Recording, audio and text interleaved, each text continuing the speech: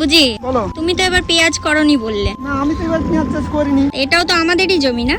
আমাদের জমি লিজে দিয়েছি, আমার পেঁয়াজ রাখার জায়গা নেই, ঘর করে ফেলে জায়গাটা বন্ধ হয়ে গেছে, ওই জন্য পেঁয়াজ তো না রেখে বেশি করতে হয় না। আচ্ছা, তাহলে এটা লিজে দিয়েছো? হ্যাঁ, এটা লিজে দেওয়া আছে। লিজে দেওয়া মানে কি? লিজে দেওয়া মানে টাকা দেবে আমাকে 7,000 টাকায় চুক্তি, 1 বিঘা জমি। এটা কতদিনের জন্য হয়? দুটো আবাদ করবে, ওই পেঁয়াজ আর পাট। কেমন সময় নিয়েছে আর কেমন সময় উঠে যাবে?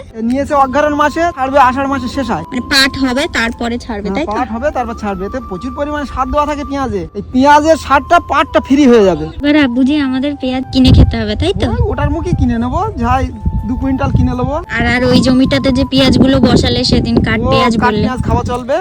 ওটা কতদিন মতো যাবে? ওটা আর 1 মাস পর খাওয়া যাবে।